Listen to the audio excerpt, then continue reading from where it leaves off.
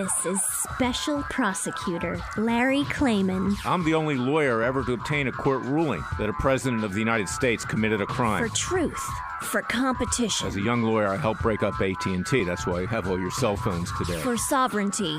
For the Republic. I'm the guy who, at Judicial Watch, which I founded, uncovered the Chinagate scandal. Millions of dollars going to the Clinton campaign, corrupting our political system. For the privacy of citizens. And I'm the only guy to have enjoined the National Security Agency from mass surveillance on hundreds of millions of Americans. Tearing it up. I'm the son of meat packers in Philadelphia, Pennsylvania. I know how to slice and dice. Bringing it back.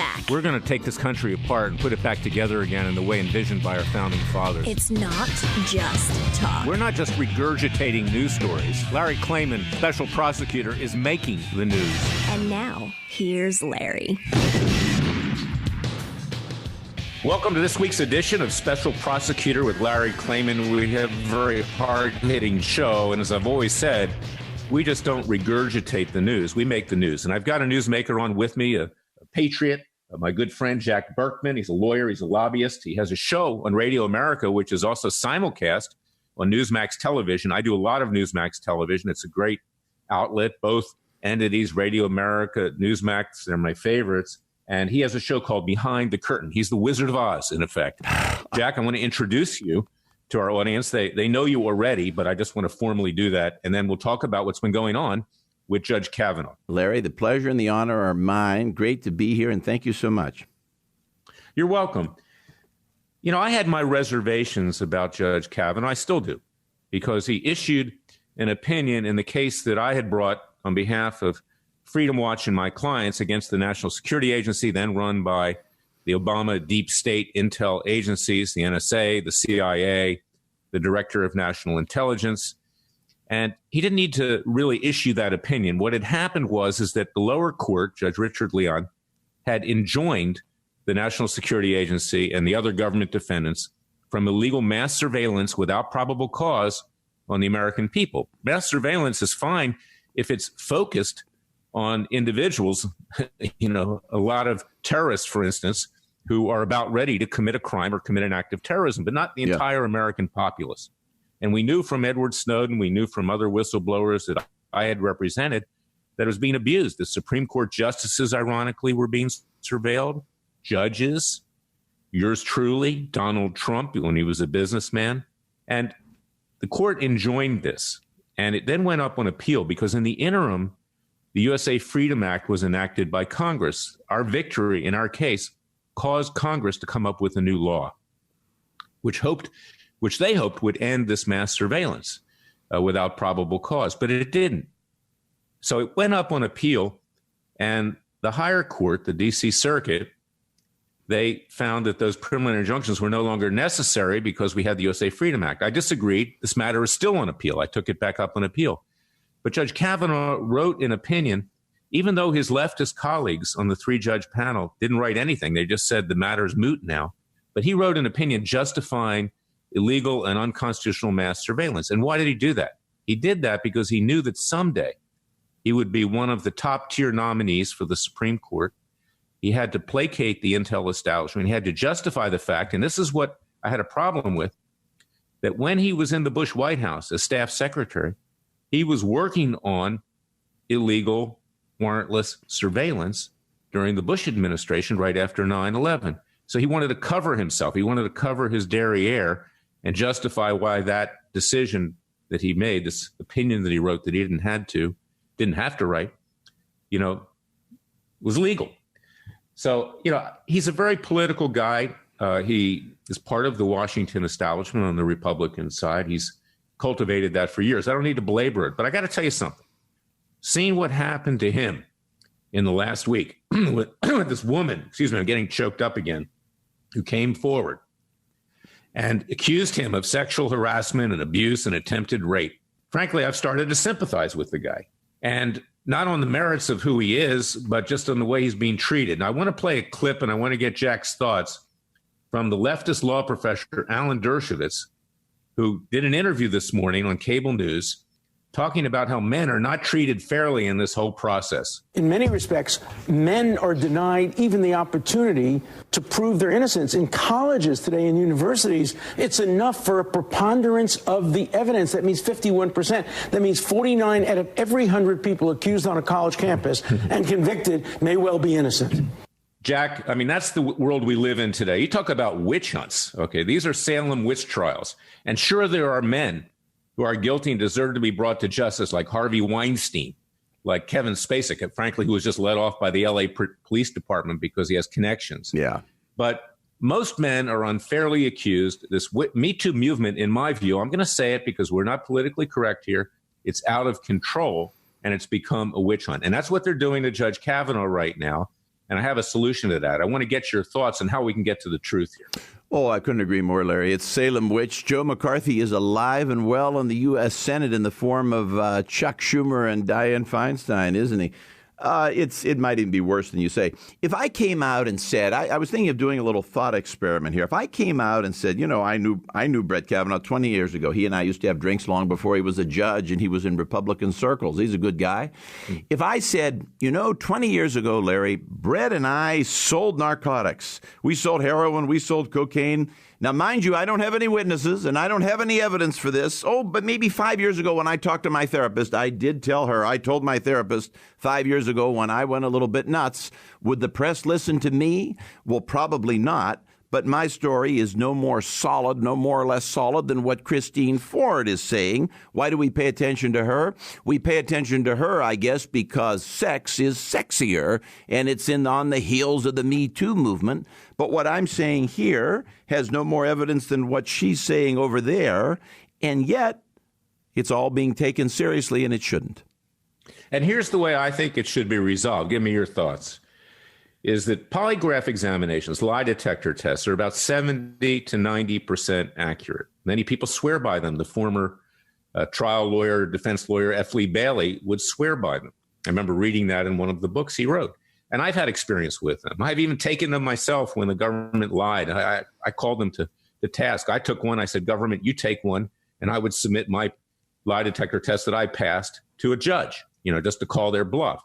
But in this case, I think that there should be an independent polygraph examiner, perhaps trained by the FBI, that administers polygraphs to both of them, to Christine Ford and also to Judge Kavanaugh, and weigh that in conjunction with any testimony that is obtained at a hearing, if in fact she shows up to testify. Weigh it in conjunction with what Judge Kavanaugh will certainly testify to this Monday. Don't push this thing off. And this is why I do sympathize with Judge Kavanaugh. I sympathize with the president, because the president may never get another chance to appoint a Supreme Court justice. What happens today, the Democrats are evil, but no one ever said the devil isn't smart. And they are smart. And they have checkmated the Republicans. So once Kavanaugh is confirmed, this will be a tremendous issue in the midterms, Jack, and you're very politically attuned. It'll be used, and it gives the Democrats another push to take control of the House of Representatives, which most surely would result within days of the impeachment. Oh, it's a home run for Pelosi. I mean, no question. It also helps Dianne Feinstein. Not a lot of people have noted she's in a tough reelect out there because there are two Democrats instead of a Democrat and a Republican with California's wacky system, as you know, so it helps her as well. I mean, kind of a lot of issues on the table. You're exactly right. If you want to get to the truth, do a lie detector test. Christine Ford would probably back down and run away, and you'd have your whole issue proven. Now, at the same time, if I were a lawyer advising the president, I would have to say, well, in the unlikely event that there is a kernel of truth in this story, we don't want to do that. I would advise him not to go in that direction. But if you want to get to the truth, as you say, it's a wonderful idea. Put it on the table. There's a 95% chance all of this is fake and a lie, and she'll run away, and you'll bury the whole issue, and you might bury the election issue, too, because everybody would be chastened by it. Democrats are going to have a big win here. In politics, Democrats are going to take the House, sadly. The reason is that they're defining us before we can define them. In politics, they say whoever defines their opponent first wins. Whoever defines the terrain first wins, right? That's what they're doing. We need to strike back politically. This is off topic, but what we need to do is strike back politically and say what women care about are economic issues, that there's food on the table, that they or their husband have a job, et cetera, et cetera. Women care about all the same issues men care about. We're not doing a good job of that right now. When I was on Newsmax yesterday with John Bachman, you've been on there too, I'm sure. Yes. Bo Dietl was on, the private investigator from New York City. And Bo said, look, when I was 17, I jumped on women too, okay? They jumped on me, okay? Sometimes you get a little inebriated, you get drunk. It doesn't mean that there was an attempted rape here. And this occurred 36 years ago. I mean, give me a break. The kid was a juvenile at the time. People can realize that they did wrong and not do it again. If true, it's a doesn't joke. Mean that you destroy somebody for the rest of his life with these allegations. It's crazy. If true, let me go out on a limb here, Larry. If true, the issue's still a joke.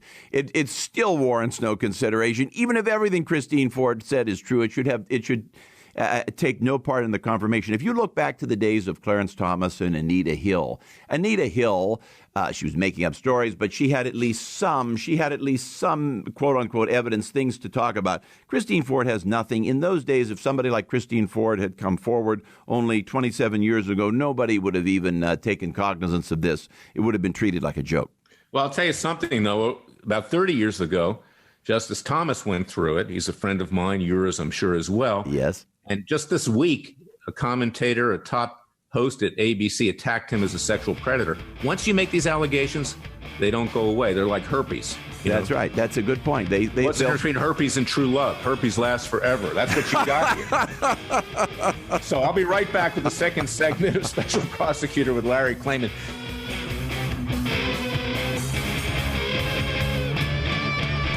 The judicial system is completely out of control in our once great nation. Renegade left-wing judges have put their corrupt and evil ideology ahead of justice, and they have assumed control of courtrooms across our land. Local, state, or federal, these judges rule like kings. At Freedom Watch, we started the Judicial Selection Strike Force to bring accountability and justice back to the judiciary. Go to judicialselectionstrikeforce.org and donate to protect your freedom from these out-of-control judges. Many have lifetime appointments, and too few care about justice if it goes against their ideological beliefs. That's judicialselectionstrikeforce.org to donate and protect your freedom from the runaway judiciary. Once again, that's judicialselectionstrikeforce.org to donate.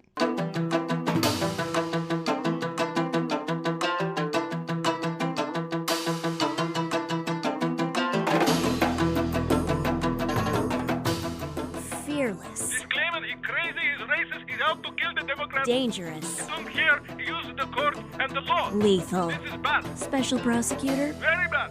Larry Klayman. If you'd like to support Freedom Watch and this radio show, go to freedomwatchusa.org. Jack, I want to talk now about a case that we've had ongoing. Of course, Freedom Watch doesn't just get documents. We seek justice. I'm a lawyer of 41 years, trial lawyer, former Justice Department prosecutor, founded Judicial Watch, now founded Freedom Watch and run that. But yes, sometimes documents are important, and probably the biggest Freedom of Information Act lawsuit out there right now is a case that I brought at Freedom Watch to obtain the communications of Special Counsel Robert Mueller's office with his leftist prosecutors, run by Andrew Weissman, with the media, because I'm convinced, after over a year and a half of seeing leaks every single day, that there are grand jury leaks. And this is criminal. Again, hearkening back to Professor Dershowitz, who's a leftist, he even admits that if there are criminal grand jury leaks by Mueller, that's all she wrote for Mueller, and the witch hunt will be over, the other witch hunt. So we are pressing that. And interestingly enough, we drew a judge, Emmett Sullivan, while formerly appointee of George H.W. Bush on the Superior Court, was later nominated by Bill Clinton for the federal court and confirmed. And he's an honest man. He's not political like the rest of them on that bench. And he ordered the documents be produced in this regard by September 4th. But sure enough, I predicted it. The government comes back, to use the word government loosely, the Justice Department, Federal Programs Branch, on behalf of the Special Counsel's Office, on behalf of the FBI, on behalf of Maine Justice, and says, oh, there's a computer glitch. We can't produce all of them, and we don't know when we're going to fix it. Well, as you might remember, Jack, back in the late 90s, early 2000s, Hillary Clinton had lots of computer glitches Okay. A lot of IT problems in those days, Larry. They just crop up, What are you going to do? Yeah. And a lot of the computer snitches, I might say, were threatened with their lives because there were whistleblowers that came forward by the Clinton people to keep their mouths shut. To make the long story short, what we have learned so far, and we did get 3,000 of the approximately 10,000 documents produced, but there are a lot of documents coming in from the media, but very few coming out. The documents that we do have show that the White House, the special counsel spokesman, Peter Carr, would always in writing say no comment, but then he would hold meetings at a restaurant off campus from the special counsel's office with this press that were basically sucking up to him. And that's where the illegal leaks likely occurred, as well as direct communications from others on the staff like Wiseman. And we have no documents from Wiseman and the others. And we know Wiseman, he's a wise guy. So a leftist wise guy who even wanted to go to Hillary's victory party. She was invited on November 4th or 6th or whatever it was, 2016, when President Trump won. Yeah. So, Jack, I wanted to have you weigh in on this because this corruption at the Justice Department, this obstruction of justice is unbelievable. We are impaneling citizens' grand juries to have Mueller indicted, convicted, tried, and sentenced for obstructing justice. We need to remove the guy ASAP because he's writing an impeachment report right now. It's going to paralyze this presidency that's going to result in sure impeachment when Nancy Pelosi takes control. I think you're 100% right. I might go further, Larry, and say that I think we're looking at about 5% of the problem. This is the tip of the iceberg. All of this is the gateway to the deep state. And I felt this way about the Seth Rich investigation that I'm working on. This stuff, we're looking at just the very tip of the iceberg. The bottom of the iceberg is the whole deep state that is supporting Mueller. It's these elements you're talking about on the surface, but then there's all of these elements within the justice and national security bureaucracies that are supporting him. And that deep state is primarily Obama-type people, but there are some Republicans in there too. And they resent that this president is breaking up their gravy train. That's right. And their power in Washington, D.C. Because, look, I mean, who's the poster boy of the deep state? James Carville and Mary Matlin, going back to the 90s and 2000s, two people who presented themselves as diametrically opposed, one a Democrat political consultant, one a Republican. But yeah, they were both cashing in and they're multimillionaires. They're nothing but an optical illusion. They're establishment players. The whole thing, as you suggest, was an optical illusion to cash in. Right. And these people resent Trump. Karl Rove resents Trump. Of course he does. He breaks up his power train. Let me give you one further. Let me give you one further real quick, Larry. I think the Bush family had something to do with Mueller getting appointed, and I think father and son Bush may be two other leaders of the deep state. I agree with that. I mean, the Bush family, it's sad because I know Jeb, I'm from Florida, and he's not a bad guy. But, as far as the whole family cabal thing, I mean, it's like the Bush mafia.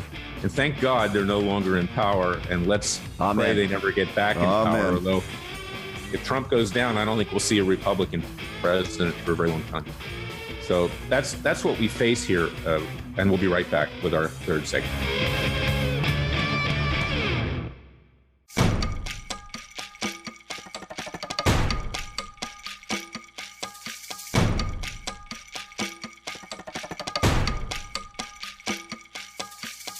And now, 4 words that make corrupt politicians make wee-wee in their little pants. Transparency and the rule of law will be the touchstones of this presidency. But we have to pass the bill so that you can find out what is in it. Special Prosecutor Larry Klayman. Be the one who makes our country great again. Go to freedomwatchusa.org and donate. I want to introduce you to my good friend, colleague, mentor, minister, Ted Baehr. Many years ago, he founded a group called Movie Guide. It's also related to the Christian Film and Television Commission. I sat on the board of directors. Now I'm a board of director emeritus on it. I'm very proud to be associated with Ted. And like I said, I've known him for a very long time. And just a few weeks ago, finally, I was born Jewish. I became a Christian. I have deep respect for both Jewish and Christian values and Judeo-Christian ethics. But Ted baptized me at his house, and I'm very grateful of that. It was long overdue. I've sometimes talked about, how Jesus has come to me at least 3 times in my life and actually spoken with me and straightened me out when I was going through a difficult time.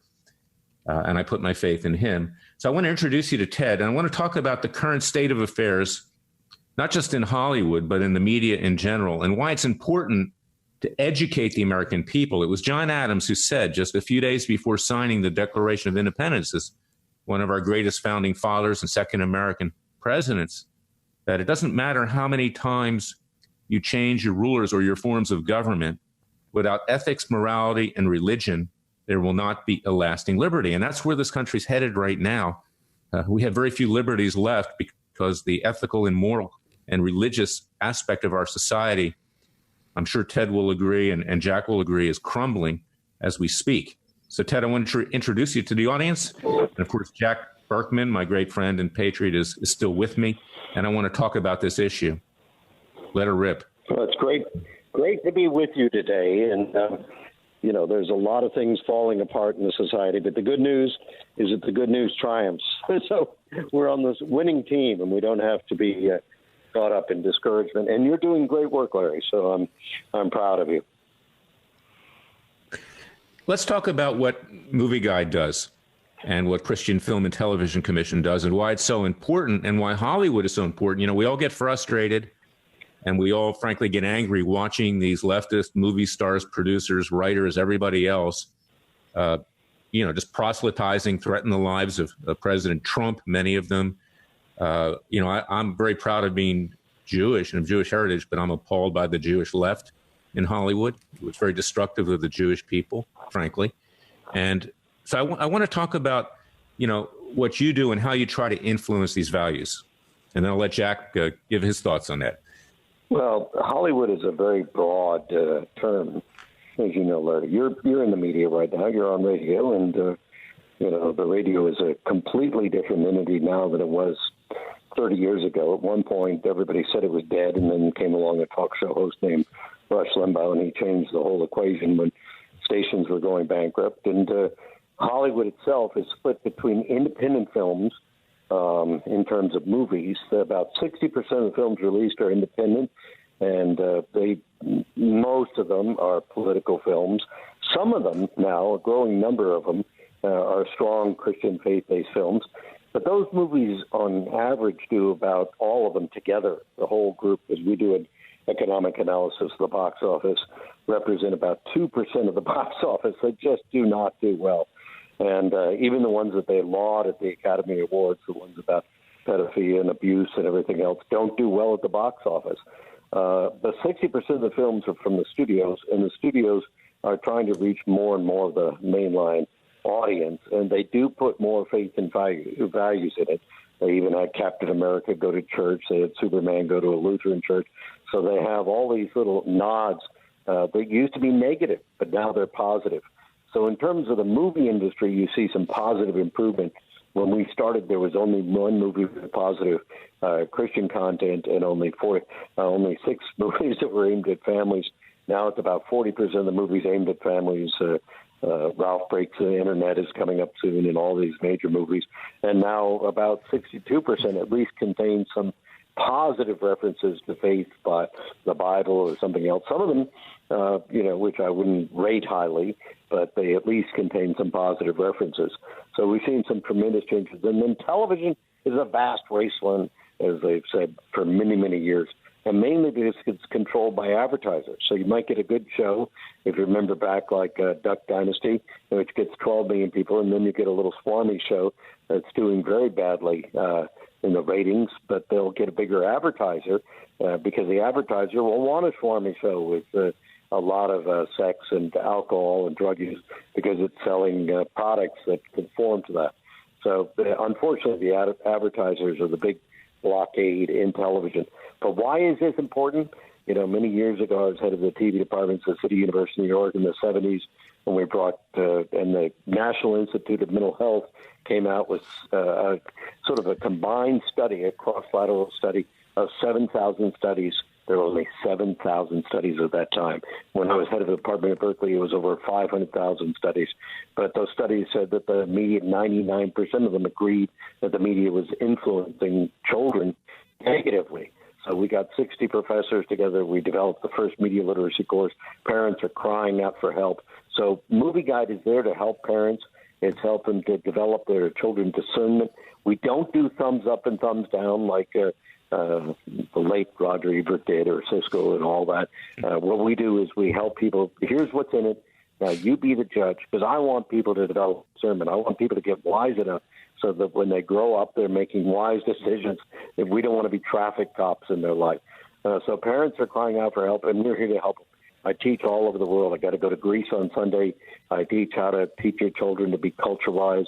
I was teaching in Australia in 3 cities last April, and I broke my back carrying so much stuff around. And then I was teaching in Singapore before that to an all-Asian conference of media leaders. So we do this constantly. And it's everywhere in the world. People do not want their children to buy into the values of most of the television and other programming that comes across. So they welcome us with open arms. In fact, I was supposed to go to Indonesia, then I was supposed to go to Egypt, and I canceled those because of the broken back, but I'm still going to Greece. Well, I wish you the best with your back. Everybody has back problems. Yours is worse, apparently, Ted. So hang in there. But we've got a lot of things on our back right now. And, of course, you have your annual awards dinner, which is like a miniature Academy Awards. I think it's more important, obviously, the people you have there, the actors and actresses and producers and heads of studios and everything else, are there in a supportive role. And they realize that the Judeo-Christian audience is the strongest audience because it's a captive audience. It's people that want to go see these things. And like you said, it's the profit motive that applies. And, we really need this education. Of course, we've got social media, Google, YouTube, Twitter, Facebook. I mean, they're run by rabid leftists. I'm surprised you survived Berkeley, by the way. And we need to counteract that kind of thing. I brought a lawsuit against them to break them up, so at least they're fair and they're reporting. But anyway, Jack, what do you think about Ted's observations on the state of Hollywood and the media these days? Oh, it's very bad. I've experienced it firsthand, Larry. I've had some involvement out there in my own world of trying to do reality TV. There's so much discrimination against conservatives, you wouldn't believe it. I think the left, going back to what you said, I love the Adams quote there, without morality, religion, and ethics, the rest doesn't matter.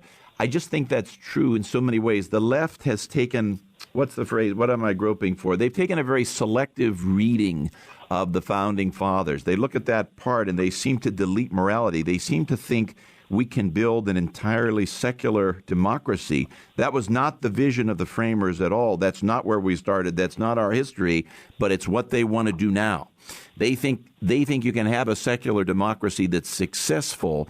And as we're seeing now, we're veering off course with that secularism, and our democracy is becoming imperiled in so many ways. Talk about the rise of the deep state, other problems, many problems with the democracy. Most of them stem from lack of morality. Well, and of course, Ted, give me your thoughts on this. I believe that what the left has done is substitute government control for God. I mean, that, in fact, is what they did in Russia, okay? And, when it became the Soviet Union, and now, with Putin in control, God knows what's going on over there, no pun intended. But, Ted, do you see a problem here with the philosophy of the left, their tremendous reach in terms of... Of course there's a problem, and you know that I grew up in the entertainment industry. My parents were movie stars. I was when my mother died when I was young, and I became a radical, addicted to a lot of drugs. One of my best friends, we threw a dark party at Dartmouth, and one of my best friends lost his mind, and another one blew his brains out. His father was the head of MGM, and we had, I was living with 4 women in New York, so I've been there, and I headed up the National Lawyers Guild to represent the Chicago 7, and I, headed up the law school coalition to stop the war in Indochina. And now my second son is a major in the Marine Corps and says I just perpetuated the problems in that area. But, so I was rescued. I was saved. God saved me radically. And what the good news is, I see people being saved, especially in the movie industry all the time. I mean, I just went to a meeting of the Producers Guild of America, which is the only Producers Guild, like the Directors Guild, et cetera. And I walked in, and one woman sitting next to me had just done the Bethany Hamilton documentary. Bethany Hamilton is a strong Christian witness, and then she's doing a movie called Epiphany. Then I turned to the other person, and about 60% of the people wanted to do faith and family films. If you'd taken that snapshot 10 years ago, you would have said that all of them wanted to do cutting edge. So one guy who was Jewish and wanted to do cutting edge, he said, I came out to Hollywood to do raunchy films. I found I couldn't make any money. Of course, that's what we do with our economic analysis. And he said, now I want to make faith and family films. So we show people how to make money. And the fact of the matter is that last year, we talked about patriotism. Movies with patriotic content a year ago did $107 million on average at the box office, and movies with anti-patriotic content did about $5.3 or $4 million at the box office. So when somebody like George Clooney, makes Syriana and it bombs at the box office, I have to laugh. They're pouring their money down a rabbit hole that's not going to pay back to them. So let them do it. But, it's like George Soros said about 6 months ago. He was depressed. All the money he put into the election didn't work. Let them get depressed. They're making these independent films you're right. doing badly. There were no movies with perverse sexual content in the top 10 movies last year. And, the GLAAD, Gay Lesbian Alliance Against Defamation, came out with a study that Hollywood isn't putting as many of them in their movies, the major movies, and that's because they don't make money. So all we show them how to do is make money. And the good news is when we show them how to make money, and in fact, we're talking about trying to make a reality TV show last Friday, I was with Mark Burnett and Roma, and we teach a course, 4-day course on how to succeed in Hollywood. I want good people to succeed. We teach you how to do it. We teach you where to get the funding. We teach you how to do the distribution. We're here to help you succeed. Good people can succeed. And a lot of times I look at, taking the other side of the coin. I look at these Christian films, and they're not dramas. They're melodramas. Walt Disney said for every tear, you've got to have a laugh. So let's say you had Bambi. Bambi, when the mother dies, that is a terrible moment in a movie, but the next scene is not taking that and rubbing it in your face. The next scene is Thumper making a joke, because for every tear you have to be a laugh. I watch these some of these faith-based movies, and they're 90 minutes in a hospital bed with no relief and no humor whatsoever. So my good friend Kevin Sorbo has decided to make a comedy, and he sent me the script to analyze. It was the best script I've ever seen. Comedy can sell more than anything else. I in the past have done some stand-up comedy. I don't know that anybody thinks I'm funny, in terms of the Clinton crowd or the Obama crowd, but I can be, Ted. And I hope that when I debut at the Improv in Washington, D.C., you would come. Larry, I'd come to see you. Okay, good. And we'll all get up there. Ted, tell people how they can sign up to go to your Academy Awards dinner. Yeah, movieguide.org. It's free, and we send out a newsletter for couples, what movies you can watch on date night, for families, what movies you can watch. So every day you get some nice reminder, here's some good things that are out there. So you can focus on the good and reject the bad. That's great. And I urge people to go there. We'll be right back with the verdict section of Special Prosecutor with Larry Klayman.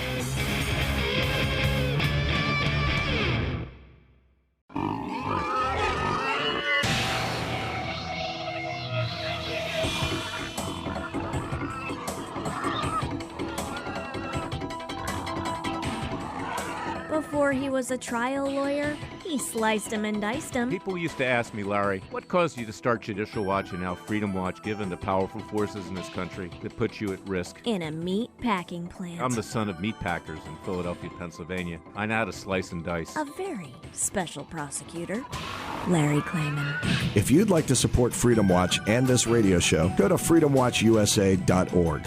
What we were talking about with Ted Baehr is super important because, you see, the left has a concerted effort funded by George Soros and others to brainwash the youth and brainwash those people in between that don't know where they stand politically, legally, ethically, morally, religiously, to this leftist Bolshevik ideology, which they're pushing on us today. And make no mistake about it, is that the left has gone far left.